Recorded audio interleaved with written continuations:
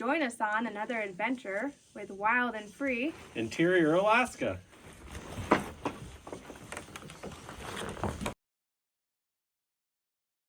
Oh, this is going to be a good one. Heading out to the cabin for New Year's Eve celebration. Currently 4:40 p.m. and 27 below.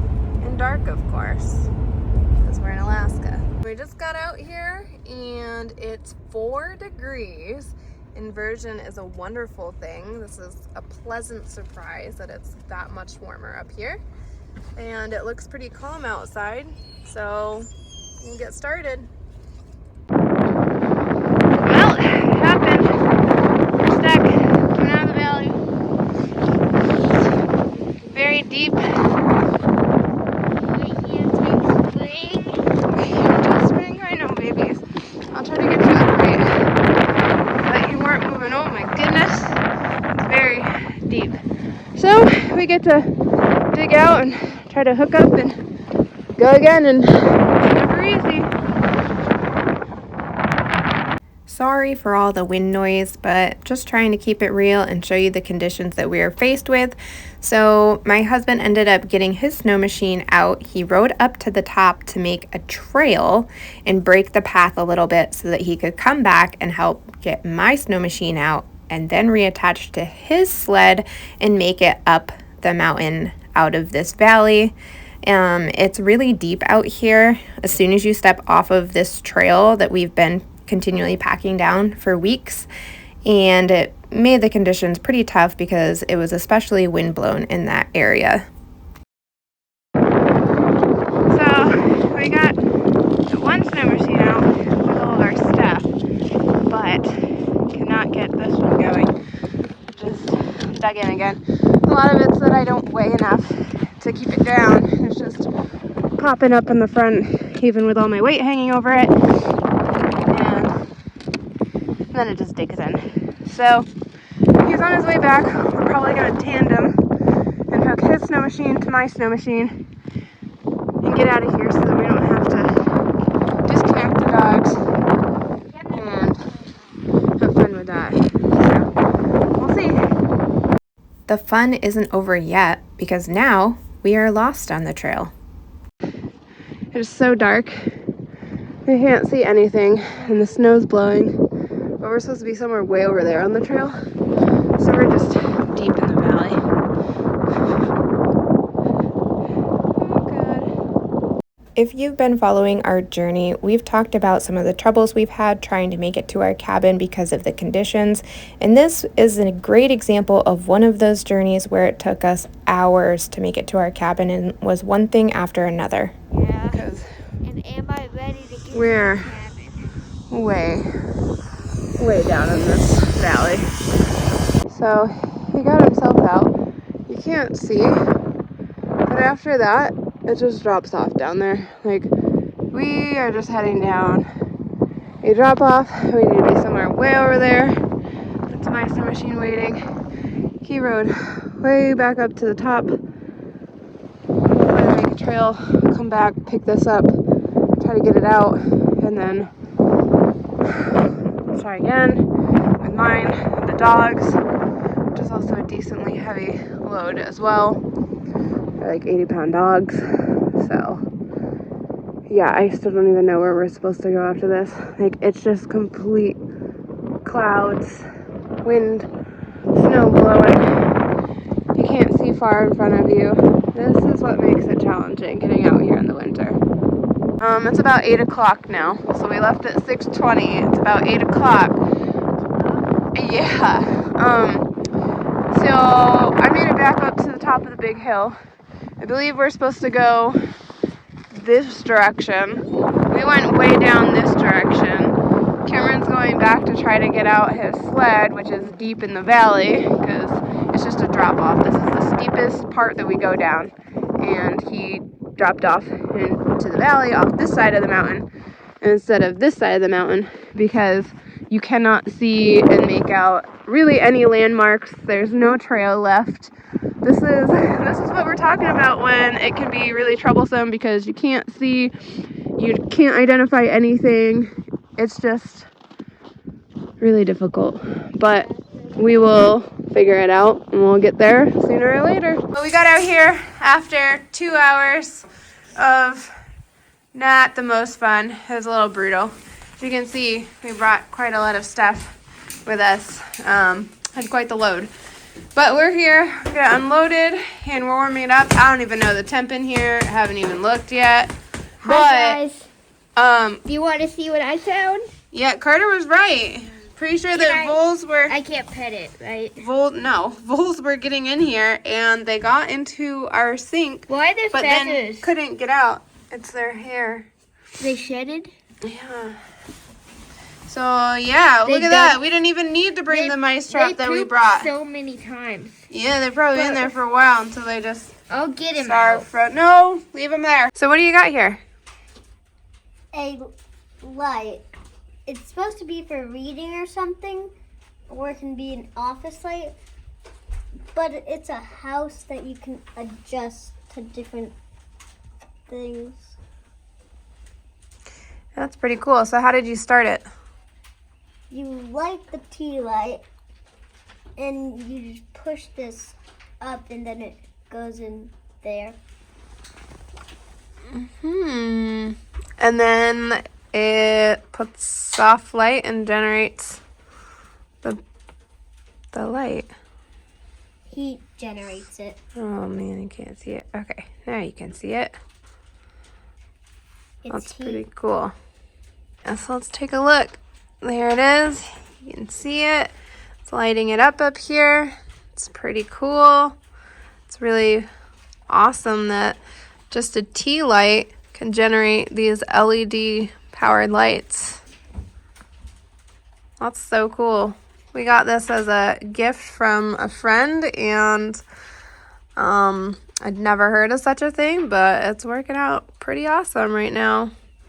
Got her here about an hour and a half ago. Our journey took us 2 hours. It's normally more like an hour 15 and a slightly challenging time, but we had a challenge, as you could see. It was an adventure. We left town. It was 27 below in town. We got to the parking lot here. It was 4 or 5 above, so we thought we were doing pretty well. But we haven't been out here in 3 weeks, 4 weeks. Yeah, like 3 weeks. So there was probably at least A foot. 6, 8 inches, Yeah. I'd say, of fresh I guess, snow. yeah. And even though we've been out here every weekend this year, pretty much, Leading up to that. there was low illumination, even though it was a full moon It was 3 behind- days ago. Yeah, it was behind the clouds majority of the time. Overcast skies, no tracks that you could follow whatsoever. And it was snowing, it was windy, so blowing snow. Really couldn't see more than 20, 30 feet in front of you. So we got lost a little bit. Well, first we got stuck coming out of the valley. Coming out of the valley, yeah. I think in the future it's probably the smart move to, if you're hauling a sled with a lot of weight like we were today, Yeah, we had a lot of it weight. should draw down in the future. But today, I mean, it was easily probably 200 pounds on there. Oh, yeah, easily. We made it most of the way out, and it was just as we broke through the trees. It got deep though there. Yeah, It it got was deep, and we got stuck. Luckily, it wasn't too bad. We didn't even have to bust out the shovels. No. I disconnected my trailer. I ran a trail up to the top, came back around. I ran another trail up just to pack it down, hooked back up, did enough reverse forward, just full send, and got it going. And we got out of there. It wasn't too much of anything. Stuck. Well, you got I got you got trying to stuck get around again, you. but it still didn't require a shovel No. or or anything. I was just- able to get it out. I didn't have enough weight to hold the front end down with all the weight in the back. But then after that, even though we've done it plenty of times, we were just getting not lost. I had a general idea of where we were. I didn't. But we weren't exactly on the trail, but I had an idea of where we were. I was just following you in the dark. And then Couldn't see anything. it was actually so on snow machines, if you're not familiar, you can't turn the headlights on or off unless you shut the whole machine down. So you actually could see better when you shut it down and the headlights go off, and just using the illumination there was to see out further. Just figure out like where the mountain was. To figure out and where the you valley were. was. Because with the headlights on, you Can't could really see only that. see 20, 30 feet in front of you, but you shut the headlights off, you can see out further. So we got going. And we Instead got of coming down like 3/4 of the way went- here, and we're looking for the steep downhill that we know is on the trail, and we couldn't find it. And towing the trailer, I went down this area and got stuck trying to knew it wasn't right, tried to turn around, come back out of it, and hauling the trailer. It just wasn't going to happen. No, you went down a deep valley, like down the side of the mountain. So I disconnected the trailer and rode out of there fine without the trailer behind me.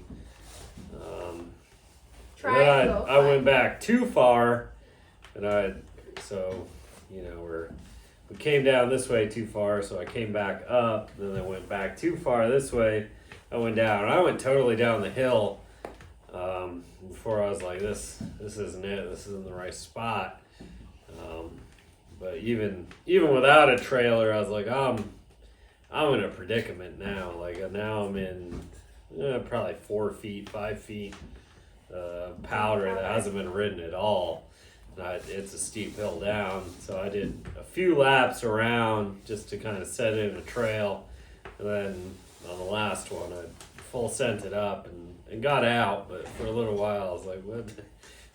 We might not get this out of here. I don't know. We'll see. If there's anything we've learned, we should never ride down into a valley. Well, I mean, we had to find where the right I trail know. was. But from our past experiences, I didn't have the trailer, at least. of trying to get out of them without. If it came to it, I think I Okay. was close enough to the right trail that at the bottom we could have rode over and found it. But then we went back up. The trailer Got was you fine. out, Yeah. got you back up to the top. Yeah. We found where the right trail was. That I did know. That was Yeah. me. Didn't know the other one. And then we went back to get my trailer with sled, which was an experience. It was on a slight uphill, and then right in front of it was a very steep uphill. And I did back, forward, back, forward, back, forward. And I came real close to getting it out. It just wouldn't get that right over the hump. And then the last time I backed down too far, and I got it stuck more than ever. So she wasn't with me, and I tried to disconnect the trailer. And my theory was to turn the trailer sideways so I could go in on the side hill and then cut up and go up. However, as soon as I disconnected the trailer just wanted to slide down the hill with 200 pounds plus of stuff in it. Well, you were by on a myself. steep side of the mountain too. So I'm trying to hold the trailer back from sliding down the hill and get it turned. And it was an adventure. Eventually got it turned. I did a few back and forths. I could have got it eventually, but then she came down and we just hooked a strap up and tandemed up. And we got out, and then we knew Found where the to trail, go. It was and once we pretty found that, it was like uneventful from there. smooth going, and we knew where we were. But it's just difficult with the low light. You couldn't see far. You can't figure out like the different landmarks that you're used to looking for. And when you can't see very far in front of you, and it's just black, and you can't make out anything, you don't know where you're going, and so it's just kind of a guess. And this is like, it's kind of the part that we dread coming out here, when you haven't been out here frequently enough to set that trail and you come out and it's fresh powder and there's no history of ever having been a trail. The deep powder, you can get off of it and you just dig in. Or you just have no idea where the trail is, and I mean, you can just get yourself in a pretty bad predicament out here. You gotta be prepared. Like going down the sides of the mountains into those valleys, the snow is deep, it's untouched, and then it doesn't feel as steep when you're going down it. But once you're down there and you turn around and you know you gotta get out, you're like, all right, this. Especially with a sled behind you. Yeah, which is definitely what happened at that steep hill. And kids riding with you and everything. Yeah, it was on the steepest hill of all things, and instead of going this way down the steep hill, we went this way down the steep hill, which I'm pretty sure is a bigger drop off that way. It kind of went whoop. Yeah, we were fine there. That wasn't a problem. But it was deep. We haven't been in that powder, but we figured it out. So today we had one of those very long, drawn out moments where the kids kept saying, you know, it would be really nice if we were at the cabin right about now. Yeah. They were getting cold, hungry. So yeah, we left at the trailhead at 6:20. We weren't out here till like 8:37. They were hungry. We just ate dinner like maybe 25 minutes ago, and it's now still warming up in here. It's now almost 11 p.m. Still not warm enough to really be cozy. As you can see, we still have layers on. It started at 0 degrees, and it's getting there, but it's definitely a colder day. But we made it. Yeah. It's still here. At least it wasn't as cold as in town. Yeah, if we were doing that at something 27 below, it would have been one for the memory books. We would have had a miserable time. I think that, I don't know. I was never cold. No, well, I think we were working, trying to get outside. But I mean, if we were experiencing those temps, I think that we would have just had to ride ahead and get the kids here and start warming things up and go back. I don't know, because we've been in that cold weather. So luckily it felt warm, way better than in town. So that was a plus, being in the mountains. So yeah. That was it. It was an experience. Yeah, it was just one of those days. It snowed last night, so just a little dusting. Check out our roof. The snow is starting to fall off. And look at this cute outhouse. Carter decided to identify it yesterday since it's frozen with snow. Just a beautiful, peaceful morning on the trip to the outhouse.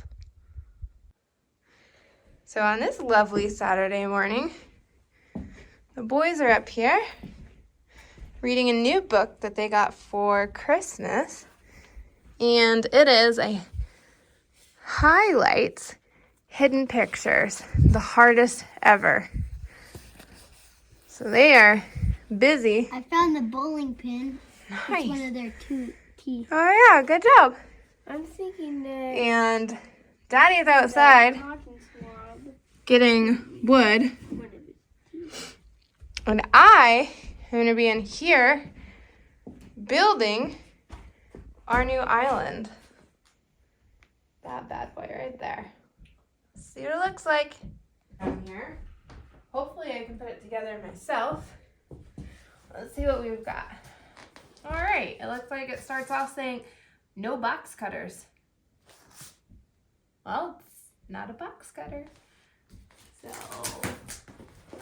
just use this guy.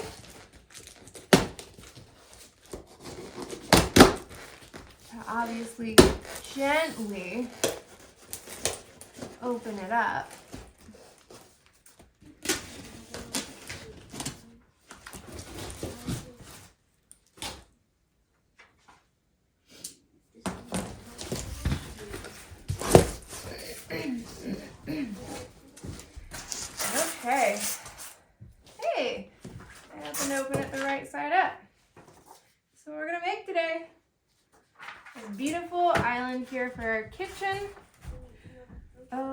goodness gracious. Wow. All right, this is gonna be a project. This is a lot of pieces. Okay. Cool. I guess we will get started. Now, you've seen us build an entire cabin, so this should come as a surprise that this should be fairly easy. However, the directions weren't the greatest. There was so many parts, and I definitely needed my boys' support and help holding things so that I could easily put together this island, but this was going to be a huge life saver and change everything about having guests come over to our cabin.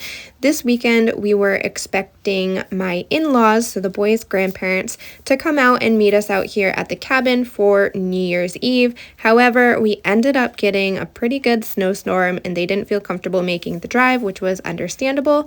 So we didn't end up needing this additional seating after all, which was the entire intent of getting an island to give us additional storage space in our small, cute little kitchen and provide extra seating when we had guests, since we only have 4 chairs for our table and our dining space.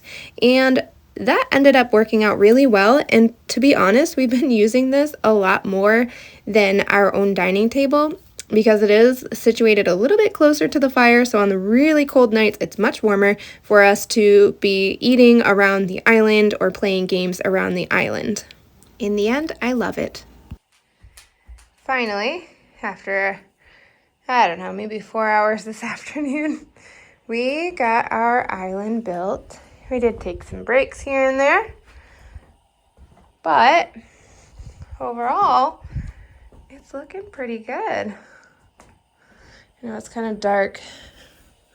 The sun has started to set, but it does have this extra space.